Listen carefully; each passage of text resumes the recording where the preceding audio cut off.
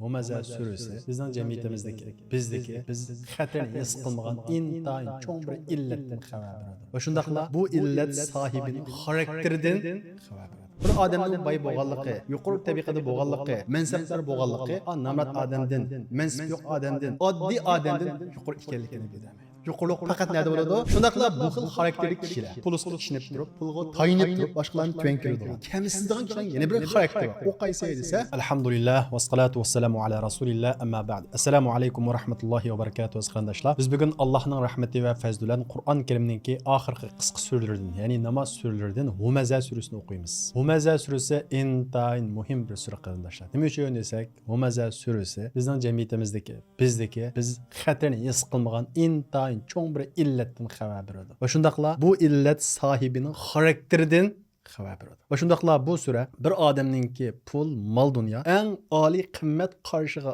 o'yinib qolsa, bu odamda qandoq ishlar, qandoq illatlar yuz beradiganligidan xabar berib, pulga bo'lgan pulsimizni to'g'rilaydi. Va shundaqla bu sura bizni qiyomat kunidagi dahshatli azob quydigan bir illatdan agahlandırdı. Allah subhanahu wa ta'ala hammamizni isloh olgan nasib qilsin. Biz mana mush surani har kuni tugudek namozlarimizda o'qiymiz. Lekin ma'nosini his qilmagan bo'lg'achqa bizning ish harakatimizga ta'sir ko'rsatmaylik. Amaliyotda biz mush Qur'on Karimdagi qisqa surlarni bo'lsa-mu, ma'nosini tushunib namozlarimizda o'qiydigan bo'lsak, o'g'a vaqtimizda ma'nosini his qilib o'qiydigan bo'lsak, namozdan keyin ba'zi ishlarni qilg'ili xijil bo'lamiz. Namazdan keyin ba'zi ish harakatlarni ilib bog'liq xijil bo'lamiz. Ba'zi gaplarni digil xijil bo'lamiz. Lekin biz bu o'qigan oyatimizning ma'nosini bilmay o'qigan bo'lg'achqa, o'qigan oyatimiz boshqa bir mazmunni so'zlaydi, ish harakatimiz boshqa, so'zimiz boshqa. Shuning uchun yana ta'kidlayman, mushu darsda qayt anglash orqali o'qigan suramizningki ma'nosini bilaylik. Oyatni qanday yodlagan bo'lsak, ma'nosini shunday yodlaylik. Unda bo'lsa biz darsimizni boshlaylik. Bismillahirrohmanirrohim. Vaylul likulli humazatin lumazah الذي جمع مالا وعدده يحسب أن ماله أخلده كلا لينبذن في الحطمة وما أدراك ما الحطمة نار الله الموقدة التي تطلع على الأفئدة إنها عليهم مؤصدة في عمد ممددة ويل لكل همزة لمزة her bir ayıplıgıcı, her bir kemsitgücü, her bir g'ayvatxo'rning holiga vay. Allah subhanahu wa ta'ala bu ayet orqali boshqalarning ayıplıgıcını, boshqalarning g'ayvatini qilguvchini qattiq dahshatli azob bilan ogohlantirib o'tadi. Allazi jama'a mala wa addada. U shundoq kishiki mol to'pladi va uni sanadi. Yahsabu anna malahu akhlada. U kishi melimini mangu qoldirdi deb o'yladi. Kalla la yunbadanna fil hutama. Herkes undaq emas. U kishi cho'qim hutamaga tashlanadi. Va ma adraka mal hutama. Hutamaning nima ekanligini bilamsan? Narullohil muqada. U Alloh yaqqan, Alloh tutashtirgan bir o't. Allati tattali'u alal afida. U o'tning ilmi yurakka boradi. Innaha alayhim mu'sada. Ular cho'qim do'zaxga solinadi. Fi amadin mumaddada. Egiz turuklarga bağlanadi. Qarab baxadigan bo'lsak, bu sura bizga boshqalarni ayıplash, g'ayvatini qilish, kamsitishning naqadar yomon ish ekanligi va shundaqla bu xil ahvol qandoq odamdan yuz beradiganligi va shundaqla bu odamningki oqibatini xabar beryapti. Biz oyat tafsirlab ma'yili. Bismillahirrohmanirrohim. Vaylul likulli humazatil lumazah. Har bir kamsitguchi, har bir ayıpluguchi g'ayvatxo'rning holiga voy deydi Alloh subhanahu. Yani bir adamninki yürüş turuşu, gap so'zi, jamiyatdagi o'rni, tabiqisi, mol dunyosiga qarab u odamni ayıplagan, kamsitgan, tuvan ko'rgan har bir odamning holiga voy. Va shundaqla u odamninki ana shundaq oddiy ishlarga qarab u odamning yomon g'ayvatni qilgan, ana shundaq o'zini cho'ng tutgan kishiningki holiga voy deydi Alloh subhanahu wa ta'ala. Bugungi jamiyatimiz qarab qolgan bo'lsak, bu illat biz intayin ko'p. Gap so'zimizda, sharakatimizda, mehmondochiligimizda, muomalamizda kishining o'rniga qarab muomala qilamiz. O'zimizning tuvan kishilarni hurmatlamaymiz, ayiblaymiz, tuvan ko'rimiz, masxir qilamiz. Vaholanki bundaq kishilarga Alloh subhanahu wa ta'ala bu oyatda ularning holiga voy deydi. Shu esimizda bo'lsin, Alloh subhanahu wa ta'ala har bir insonni o'xshamagan taqdirda yaratadi. Har bir insonning taqdiri u odamning imtihoni. Ba'zilar boy oila tug'iladi. Ba'zilar namrat oilada. Ba'zi odamning puli va Alloh rizqini keng qiladi. Ba'zi odamningki namrat rizqini tar qiladi. Bularning hammasi bir imtihon. Namratlıqmı bir imtihan, baylıqmı bir imtihan. Bir adamның bay bolğanlıqı, yuqori tabaqada bolğanlıqı, mansabdor bolğanlıqı, namrat adamdan, mansab yo'q adamdan, oddiy adamdan yuqori ekanligini bildirmaydi. Yuqorilik faqat nada bo'ladi? Qalbdagi taqvodorlikda bo'ladi.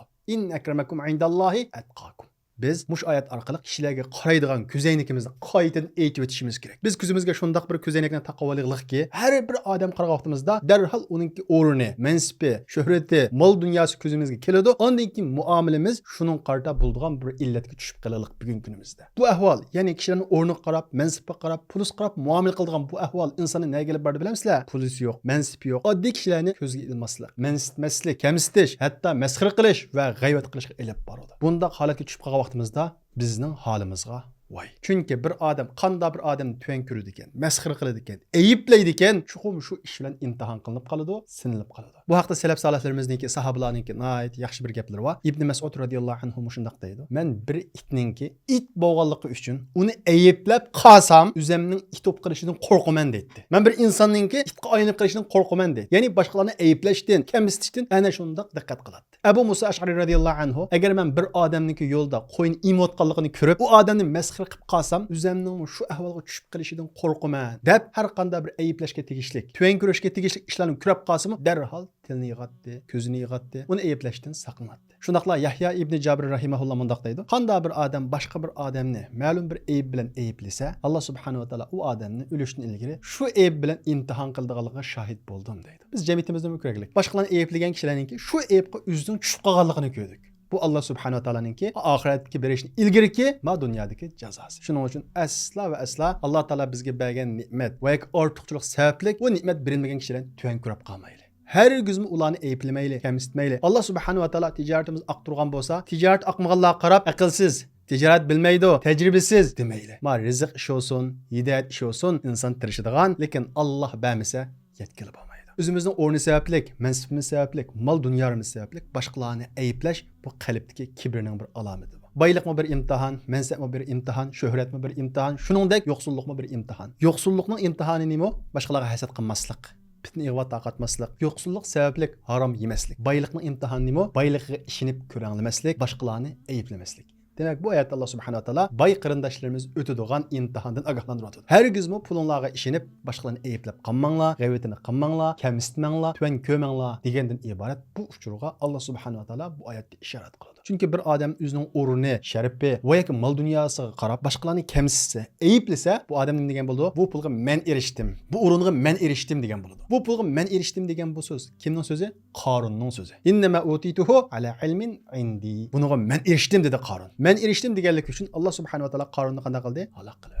Mana bu illatninki oqibati musha elib boradi. Hamda inson nima uchun boshqalarni tuvan ko'radigan, meni gap so'zlarda bo'lsin, meni chaqchaqlarda bo'lsin, tuvan ko'radigan bu xil illatga tushib qoldi bilamizlar? Alloh subhanahu va taolo buning yiltizidan xabar berdi. Ikkinchi oyatda. Nima dedi? Allazi jama'a malau va addada. Boshqalarni ayiblaydigan, tuvan ko'radigan, namrat ko'radigan, peqir ko'radigan, tuvan tabiq ko'radigan bundaq kishilar shundaq kishiki u mol to'plagan, pulusi va addada. Ve pulusunu sanıgan kişi. Demek bu adamdaki çoğunçılık, kibir, başkalarını tüven görüş, ayıplaş, mesxir qilish nereden kelgan? O adamdaki pulga bo'lgan ishonchidan kelgan. Pulga tayanganligidan kelgan. Demek Allah subhanahu wa taala puldir qarindoshlarımizga mana shunday illatga tushib qolmaslik uchun ularni ogohlantiryapti. Pulni men berdim. Pulinglarga ishinib boshqalarni tuvan ko'manglar. Nurg'un kishilar bor. Pulga ishinib kishilarni tuvan ko'radi, gap so'zlarda mushlaydi, har xil ig'ir chaqchaqlarni qiladi. Nimishqa? Mening pulim bor, mehmon qilib ko'ngil ilib olaman deganga o'xshagan idea bilan, tuyg'u bilan o'zining tuvan kishilarga har xil ig'ir gaplarni qiladi, ularni tuvan ko'radi. Ammo o'zining yuqori kishilarga bu gapni qila olamdi? Qilolmaydi. Demek pul insonning eng oliy narsaga aylanib qolsa, mana shunday kibrga so'raydi. Boshqalarning ko'ziga ilmaslikqa, ayblashga, masxir qilishga, g'ayvatni qilishga undaydi. Bu qanday kishi? Alloh pul bergan, lekin puldan manfaatlanishni nisb qilmagan kishi. Chunki pul topgan kishi ikki turlik bo'ladi. Birisi pul topgan va puldan foydalangan kishi. İkinci birisi pul topgan, pulni sanagan kishi. Demek pul topgan, puldan manfaatlangan kishi o odamning dunyo va oxiratlik ishi yaxshi bo'ladi.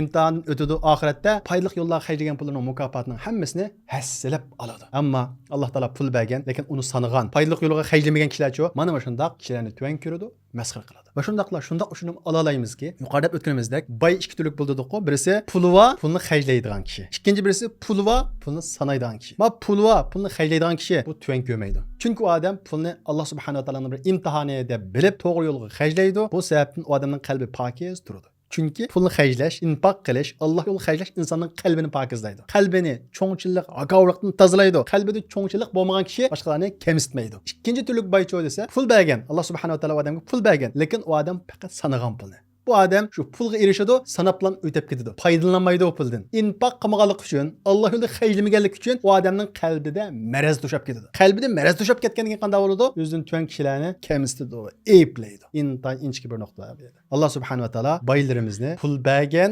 xayrlagan kishilarning qatoridan qilsinki, u qalbidagi maraz yo'qsin, qalbi pokiz bo'lsin, qiyomatda uning mukofotini ko'rsin. Hargizmi pul topgan, sanagan kishilarning qatoridan qilmasin. Bu intan xatarlik, bechora bir ahvol bu. Chunki jafo tortib pul topadi, sanab o'tib ketadi. Pulninki shu bexatarlik qo'g'dug'ichilar bilan o'tib ketadi. Foydalanmaydi bu odam. O'lib ketgandan keyin uning jasadini qurt qo'ng'izda o'lishidi, mol dunyosini boshqalar o'lishidi. Mana bu shundoq dunyo va oxiratlik shaqiylardan, baxsizlardan bo'lib ketadi. Alloh subhanahu va taolo bundan saqlasin. Shundaqla bu xil xarakterli kishilar, pulga ishinib turib, pulga tayinib turib, boshqalarni tuvan ko'radigan, kamsizdigan kishilarning yana bir xarakteri bor. O qaysi desa, yahsabu anna malahu akhlada. O kishi pulim meni menga qoldiradi deb o'ylaydi. Pulisqa shu darajada ishonadiki, pulim bilan bo'lsa, men mush o'rinda turaman. Mush obrazda turaman. Pulim bilan bo'ldikan, men boshqalarni tuvan ko'ralayman. Pulim meni menga turg'izdi deb mana shundaq ishonchda bo'ladi. Buni ig'iz demasimi, sharikatida ana shundaq pulga bo'lgan ishonchida bu aks etadi deydi. Amaliyotda shundaq bo'lamdi. Puli ularning o'rnini ana shundaq menga saqlab qolalamdi. Alloh taolo bunga javob berib, kalla hargiz shundaq emas. La yumbavanna fil hutama. U kishilar pulisqa tayinib turib boshqalarni kamsitgan, tuvan ko'rgan kishilar hutamaga tashlanadi. Hutama deganni bilamsizlar? Cheqib tashlag'uvchi ot. O shundaq bir otki, ularning kibrini, cho'ngchiligini kesib parchaqlab tashlaydi. Cheqib tashlaydi. Keyindan Alloh subhanahu va taolo bu hutamani texmi tushuntirib, "Va ma adraka mal hutama." Sen hutamaning nima ekanligini bilamsan ey Muhammad. Narullohil muqada. O shundaq bir otki, u otni Alloh yaqqan. Alloh tutashtirgan ot o'chmaydi. Uning azobi dahshat. Qanday dahshat? Allati tattali'u alal afida. Onun derdi, elimi, azabı yurakka yetib boradi deydi. Nima uchun yurakka yetib boradi? Chunki u kishilar sadiq qilish orqali, infaq qilish orqali qalbidagi u marazni yo'qotmagan bo'lg'achqa, tozalamagan bo'lg'achqa, kishilarni kamsitgan bo'lg'achqa, qiyomat kuni Alloh subhanahu va taolo ularni hutamaga tashlash orqali hutama ularning yuragiga berib, qalbidagi u cho'ngchilikni hammasini ko'ydirib tashlaydi. Chunki cho'ngchilik Allohga xos. Chunki Alloh subhanahu va taolo eng buyuk zot. Bizdek Alloh subhanahu va taolo nafas bermasa, qanimizni aylantirmasa, bizga jon bermasa, sukunu daqiqa yashamaydigan bir insonlarniki cho'ngchilik qilishga hech bir haddi yo'q. Shunga bu ot ana shundaq cho'ngchi, haqavur kishilarningki qalbiga yetib boradi deydi Alloh subhanahu va taolo. Qalbidagi u marazlarni ko'ydiradi. Innaha alayhim musqada fi amadin mumaddada. Haqiqatan ular chuqum do'zaxga solinadi, egiz to'riklarga bog'lanadi. To'rikka bog'langan bir ahvolni tasavvur qilib boqili. To'rikka bog'langan kishi qanday bo'ladi? Xor bo'ladi. Uning hurmati bo'lmaydi.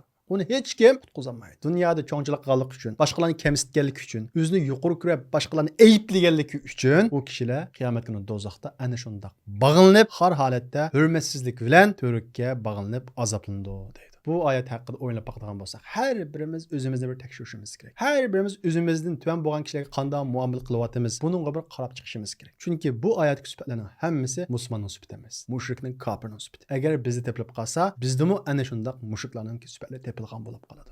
Shuning uchun kunda namoz o'qiydigan surlarimizningki ma'nosini bilaylikki, bu namoz bizning ish harakatimizni tuzatsin. Bizning xarakterimizni tuzatsin. Bizning bu surdan oladigan darsimiz birinchi bo'lib kamsitish, ayıplashning xatiri. Chunki Alloh subhanahu va taolo birinchi oyatda kamsituvchi, ayıpliguvchi g'ayvatxo'rni qana qildi? Qattiq azob bilan ogohlantirdi. Ikkinchisi, kamsitish va g'ayvatning sababininki cho'ngchilik ekanligi. Qalbdan keldiganligi. Buni davolashning yo'liniki qalbni pokizlash ekanligi. Qalbni pokizlash uchun nima qilishimiz kerak? Infaq qilishimiz kerak ekanligini tushunaraymiz. Uchinchisi, musulmonning malga bo'lgan, ya'ni pulga bo'lgan pozitsiyasini to'g'rilaydi masala. Chunki musulmon mal dunyoni mana Alloh subhanahu va taolo bergan bir ne'mat deb tunugan vaqtida uni Alloh rozi bo'ldigan yerga xarjlaydi. Hargizmi pulga ishinib cho'ngchilik qilmaydi. Pulni men topdim degan tuyg'uga, pozitsiyaga kelmaydi. Neticede başkalarını kemsitmeydi, eyiplemeydi. Dördüncüsü, seleflerimizin sözlerine qaragan vaqtimizda başkalarını tuvan ko'rgan, ma'lum ishlar bilan eyiplegan kishininki mushu dunyoda shu eyibga tushib qolish ehtimoli bor ekanligini ko'ramiz. Beshinchisi, eng muhim bo'lgani başkalarını eyiplash, kemsitish, masxara qilishdan iborat bu cho'ngchilikniki oxiratdagi dahshatli azobidan hammamizni ogohlantiradi. Yuragimizga yetib boradigan u o'tdan Alloh subhanahu va taolo bu surada hammamizni ogohlantiradi. Alloh subhanahu va taolo bu illatdan bizni pokizlab bersin. Alloh subhanahu va taolo. Shundaqla bizni erishgan mol dunyolarimizni Alloh yo'lida chiqim qilish orqali qalbimizni pokizlab bersin. Va axiru da'vana alhamdulillahi robbil alamin.